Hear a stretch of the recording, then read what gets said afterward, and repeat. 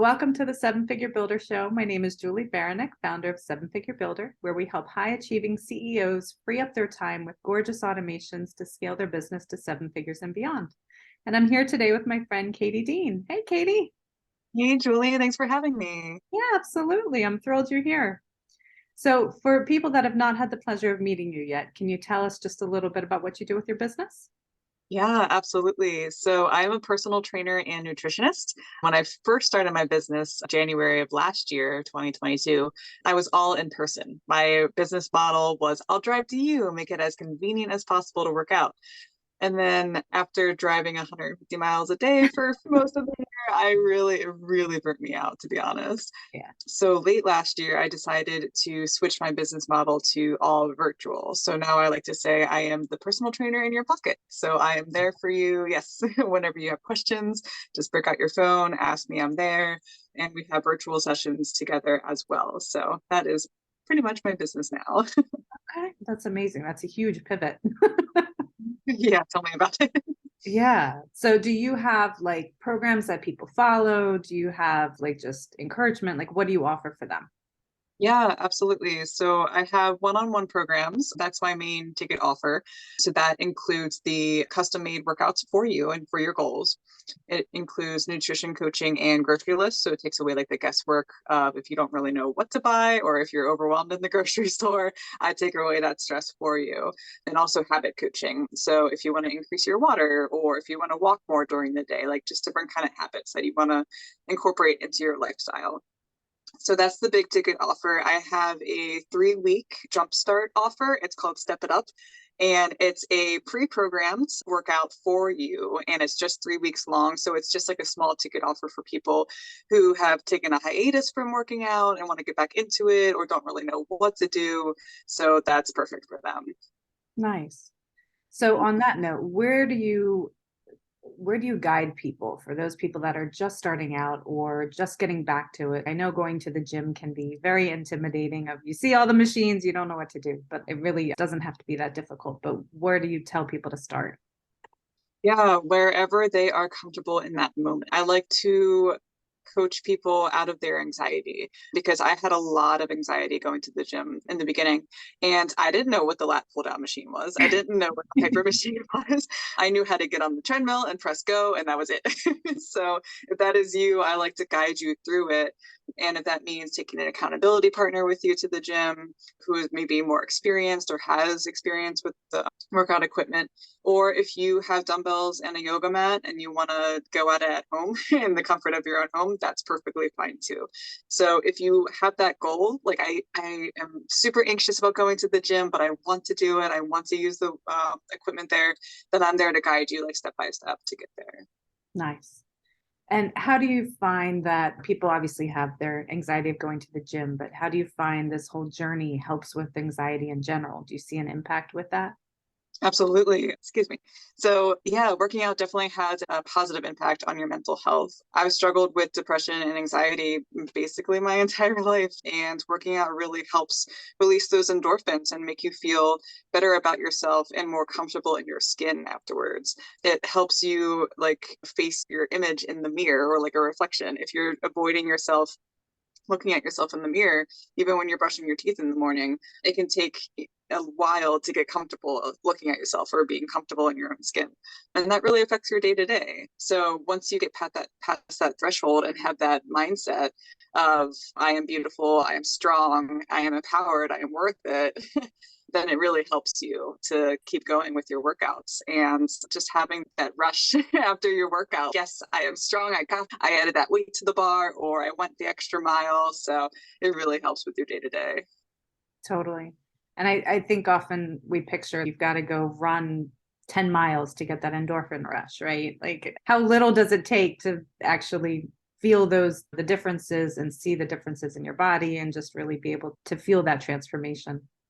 Yeah, absolutely. It's a few minutes a day almost. It's just that little mindset shift and that little change that you can have during your day. It doesn't have to be an hour long workout. It can be 5 minutes and you're good. It's like the habit of brushing your teeth. If you don't brush your teeth for every day for a week, you're going to feel the difference. But if you take those 2 minutes twice a day to brush your teeth, then you know that you have that proper hygiene and you feel better about yourself and how white your teeth are as opposed to like rotting in your in your mouth. So it's the same thing with working out. If you are intimidated by a 60-minute workout, then try with 5 minutes. Start there. Start with just a 5 minute meditation or yoga and have that endorphin rush afterwards or that relaxation afterwards, and then build yourself from there. Absolutely. So what got you started in this? Have you always done this, or has it always been your passion? Yeah, so it's funny story. Funny but not funny. I grew up with a lot of anxiety, but I was also an overweight child and got bullied a lot with my weight. And that kind of shifted from like understanding or not understanding the value of nutrition. As a kid, like you get fed what your parents feed you, or you get fed like what you on TV kind of thing. And what I was feeding myself was not good in an early stage. So once I became a teenager and like early 20s, I really took a better outlook on nutrition and how it really fuels your body. So from there, it inspired me to start kind of my own fitness journey. And then I worked corporate world for a while. And then from there, I decided to start my own business because I really just want to help people. And I went so many years feeling uncomfortable in my skin and feeling anxious about myself and my self-worth just because of a number on a scale. But that's not how it should be. And I want to be able to coach others to understand that your worth is more than that number on the scale. Absolutely. So what is the biggest difference that you saw in nutrition? Like from looking back, like what you did before to what you're doing now, what is that change? Yeah, definitely. It's definitely the processed food versus the whole foods. I was not understanding, I'm only eating X amount of calories a day.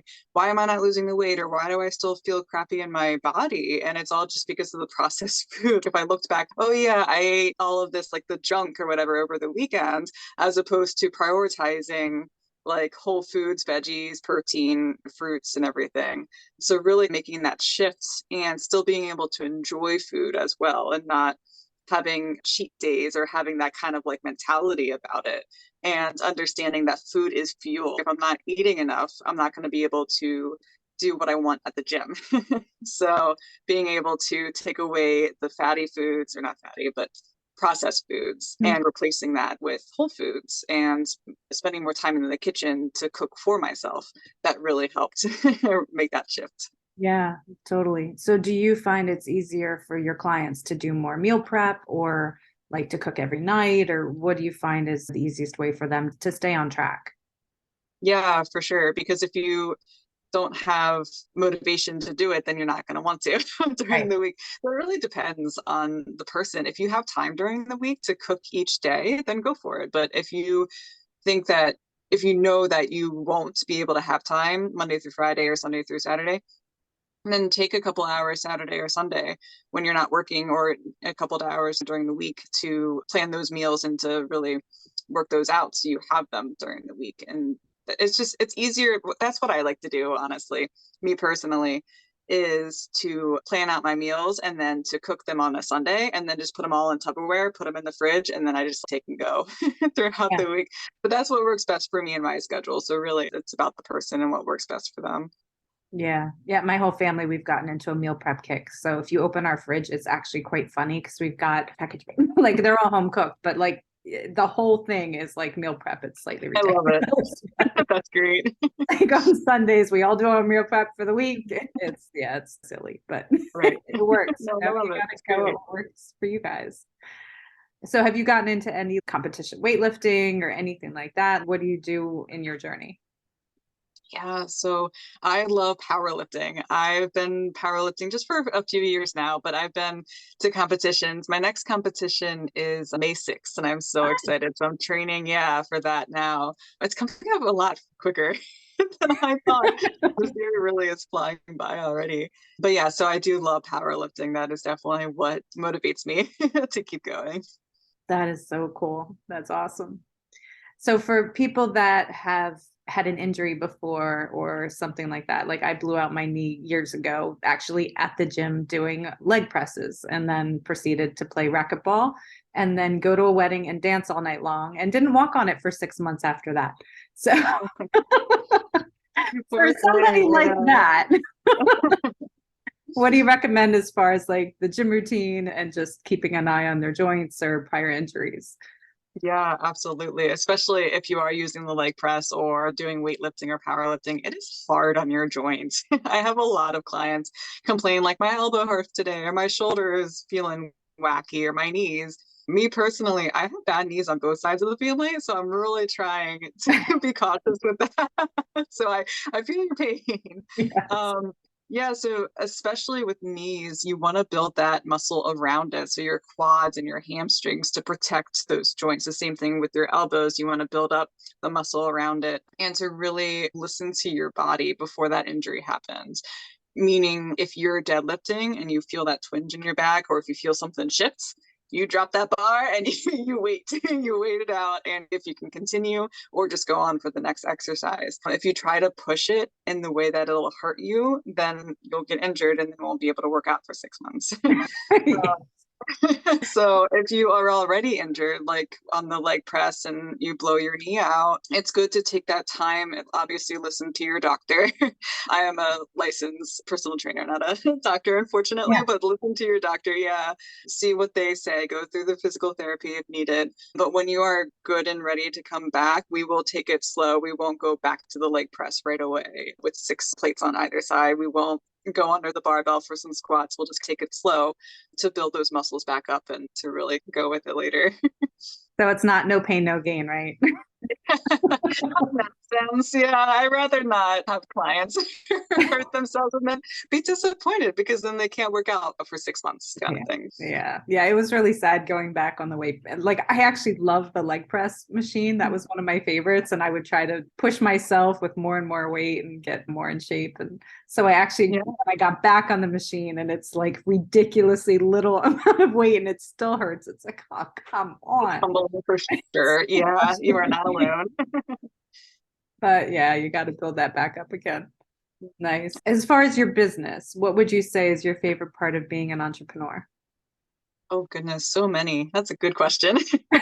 I've definitely made mistakes along the way. I've been in the business for a little over a year, and mistakes are how you grow, right? But and learning from those mistakes. But favorite parts of the business is definitely being able to make a difference in people's lives and being your own boss to make a difference in people's lives.